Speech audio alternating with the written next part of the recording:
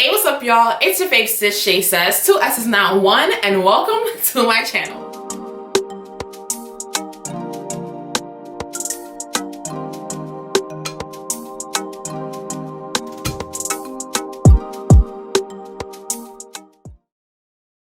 Now, guys, I know I've been doing this YouTube thing for like what, probably I want to say 2 years now, but I'm finally getting the hang of being super consistent, finally getting the hang of, you know, posting more content for you guys, because a lot of people have been asking me, where is my content, what is going on, what is happening? And honestly, you know, I just have to wake myself up. I have to wake myself up and tell myself, listen, the people want to hear from you, so it's time to let them hear. Alright, so I decided that it's long overdue, but it's needed. I am going to do an About Me tag and let you guys know a little bit about who Shay Says is. You know, besides being your face sis, besides being the one that you guys want to talk to, the one that you guys want to hear, the one that makes y'all laugh in the midst of the storm. Yeah, so we're gonna get into it.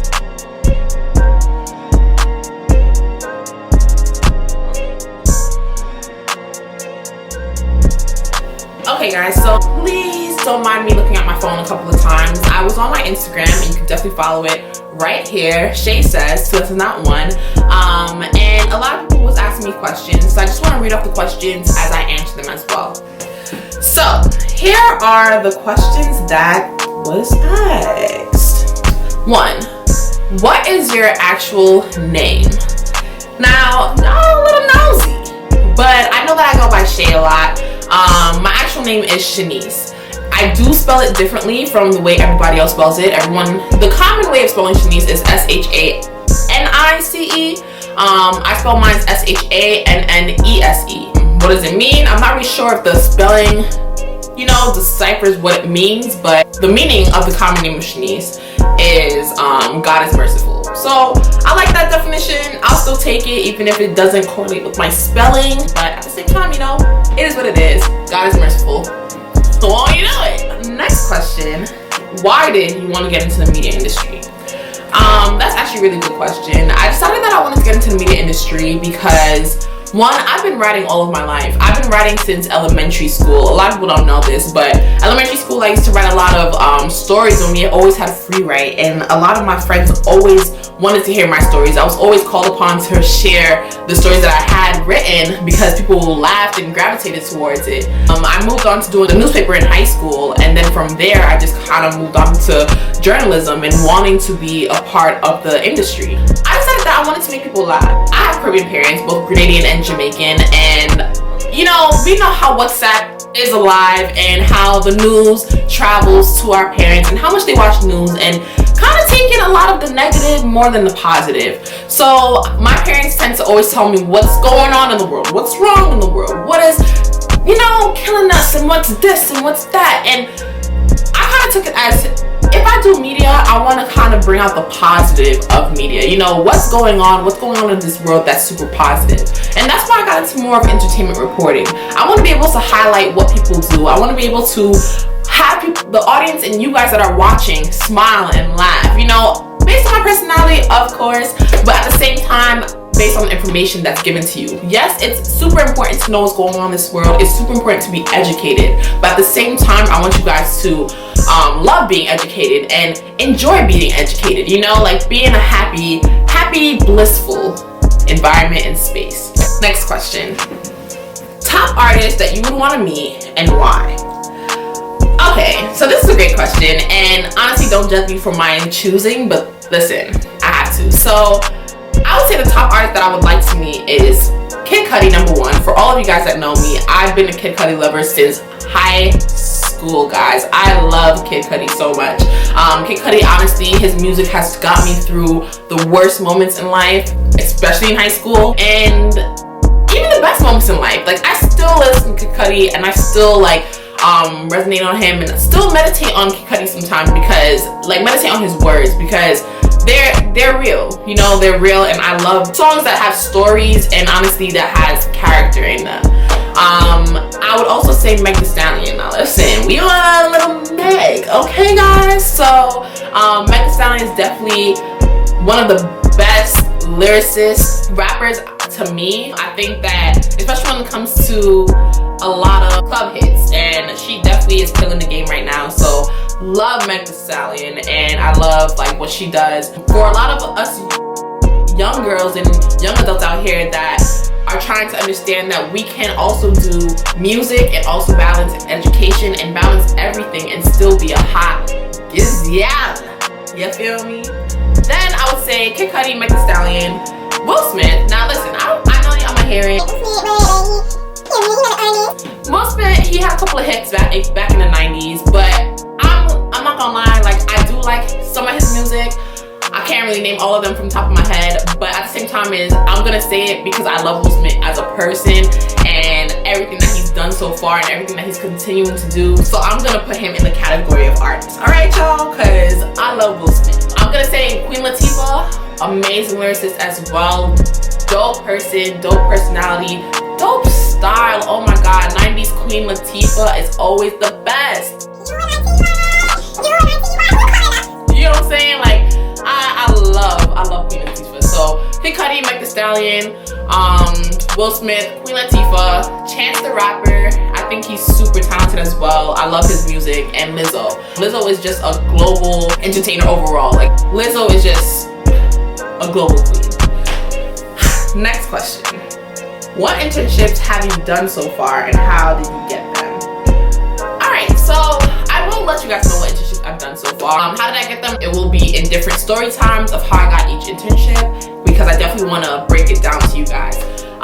But the internships I've done so far, I would say would be, I started off, people don't know this actually, but I started off with a non-profit organization, a not paid internship.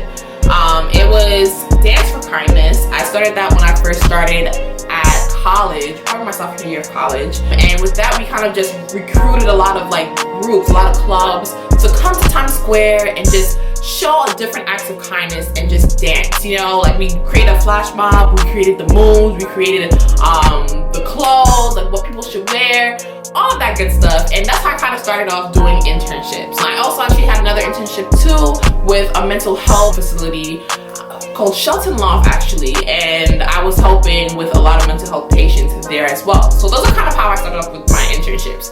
Now getting more into my career internships, I started off with IRTS. IRTS is called International Radio Television Society. Basically with this fellowship, you get to stay in a dorm of like, I think it's NYU. We stayed in NYU for the summer for 2 months. I did this in 2018. So IRTS is a fellowship. They placed with an actual internship. I was placed with Intercom, which is also CBS Radio. I was also able to do Power 105.1, and I also interned for Viacom, which is now Viacom CBS. So those are a couple of internships that I've done so far. I wish I was able to do more, but you know, you gotta graduate, you gotta move on in life, and my career is taking me where it's taking me. So I'm even just blessed to have what I have so far under my belt. Next question. What are some hobbies or special talents you have that we don't know? Okay, so I would say that some hobbies and special talents that I have would be that I can sing, y'all. Okay, like I can sing, and I actually can hold a note. Back in the day, I'm not gonna say that I wanted to be an artist, but I was intrigued by music. You know, I wanted to be like Alicia Keys. I learned how to play the violin. I learned how to play the piano. I was part of my church choir. I was part of my school choirs. I was part of everything. You know, even a choir on the side. Like, I was part of everything, guys.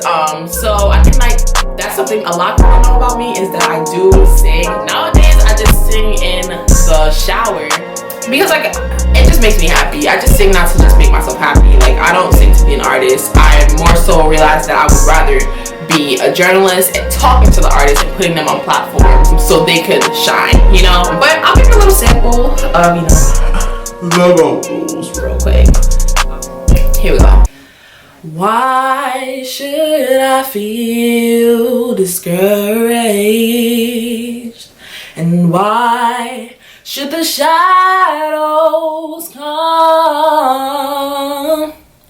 And why should my heart feel lonely and long for heaven ain't home? So yeah, guys, I sing on the side. I don't really tell people this a lot, but I can carry a note. I can carry a little phone. All right, I can do what I do. Next question. Righty or lefty? I'm a righty, y'all. Like, I kind of want to learn how to write with my left hand, but I don't know. It's not working out for me. I even want to, like, guys, I'm telling you right now, I know how to write with my right hand. I want to write with my left hand, and I also want to write with my feet. All right, y'all? Like, I want to write with my feet if I can. Let's see if we can make it happen. Why not? But it's a struggle. It's a struggle. Let me see if I can get a pen or something real quick. Let me see if we can make this happen, y'all. Because I really would like to write with my feet. But yeah, y'all. Listen, I'm gonna just let y'all know I'm a little crazy. I love to have a good time. I love to laugh. Don't get me wrong. There's times when we all go through our moments. We all go through our situations, and it brings us down. But I love to be a very optimistic person, and that's what I want you guys to know. Like, you can continue to be optimistic no matter what you go through. Back to the questions. Biggest struggle you've overcome. The biggest struggle I've overcame, I would say, is my knee injury. One thing that you guys may not know as well is I used to run track. I love being an athlete, I used to be an athlete, but I love, like, just exercising, going to the gym and stuff like that. Now, I'm not gonna lie, I'm slacking a little bit, but I do love it. And when I was younger, I always thought about being an Olympian for the country Grenada, because I felt like it was not highlighted much, especially in the women's side, now that the men are actually doing their thing. Shout out to Karani James. But I wanted to run for the country Grenada in the Olympics. However, when I started running in college, my first year, I injured my knee, and it became a reoccurring thing where I kind of injured it around, I want to say 3 times. The last time was last year, where I had to go through my graduation on a cane, and it was to the point where I had to lead my entire department, my entire TV and radio department through graduation, and I couldn't even use the cane because I had to carry a pole. And honestly, I feel like that was one of the craziest struggles, was just like learning how to walk again various times, and even just battling the time of like when I'm supposed to be celebrating. I'm graduating, my friends and I are in school still, we're just about to leave school. It's summertime, my birthday's coming, and all the things that I was really excited to look forward to kind of just came falling down, and I was just more so at home, not being able to go out, not being able to do anything much, just in bed the whole time. So kind of brought me to a depression, and I would say that it was definitely a struggle that I had to overcome by myself, and I learned a lot about myself through that situation. I learned a lot that I can't, like, I'm the type of person that I'm extrovert. I like to go out, I like to do a lot of things, but I realized that I like to be with people. I like to be in the community. I like to be talking to people a lot. And a lot of you athletes out there that are going through the same situation, we see this all the time. We see Allison Felix, you know, she was one person that I really looked up to on Team USA, because she had a leg injury and was told she was never going to walk again, and she put her mind to it and kept going. So I think that's kind of like what really got me to overcome my journey as well, because a lot of people used to tease me about how I wouldn't be able to walk again because I had so much injuries and how I would have to go through surgery. And I didn't have to go through surgery. I just kept praying and kept putting myself in the right mindset of being optimistic and overcoming. And you know, it happened by the grace of God. Now, do I have a little knee stuff some days? I don't got the stallion knees, you know? It happens, but I'm just thanking God that I'm still able to walk and not having to go through so much things that other people might have to go through, you know, in order to walk again. Next question. Tea or coffee? I prefer tea. I'm not really a big coffee drinker. Drinking teas kind of helped me get the caffeine that I needed and help push me. I just feel like coffee makes you crash at some point, and I don't want to crash. Like, I just like the soothing feel of tea. I would say the only coffee I would drink is the Frappuccinos from Starbucks, because the caramel Frappuccino, okay? Love me some caramel. I love sweet things. So I kind of had a sugar high one time when I was drinking that like crazy, and I'm not gonna hold you, like, the pockets were broke, but the body was full of sugar. Pet peeves. So I don't know if I really have much pet peeves. I feel like I'm very accepting, you know, and I'm not like super annoying about these kind of things. I think the pet peeve that really gets to me though is a lot of times when a person is not direct with their thoughts or direct with their opinions. Don't get me wrong, like there's plenty of times when I'm talking and people might not understand what I'm saying, so I'll have to clarify.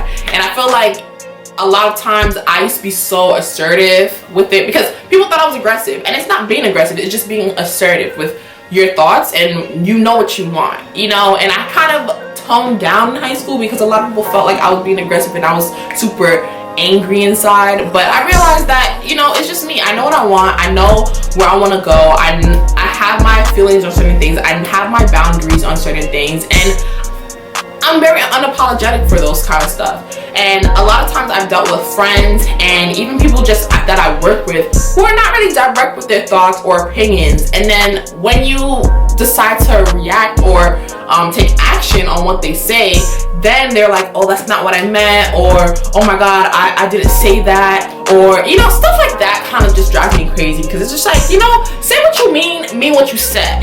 I said what I said, period. That's literally all I need. Like, I don't know, it kills me when people are just not direct with what they want to say, or they just like beat around the bush and go around the whole question because they're afraid to answer it. Come on, y'all, come on. What year are we in? 2020. You know, get it together, please. Sign management.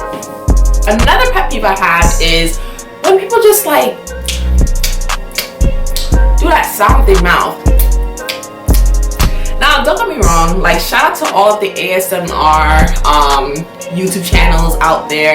I think it's very interesting when I watch people do like sounds, and actually one of my friends she does a YouTube channel as well where she does like the little sounds of her nails, and it's dope. But when I see people eating and they're like, oh my god, like it really kills me. Like I don't know why it annoys me, and it's funny because I used to be a person that did this, especially when I chew gum. I'm always the type to be all,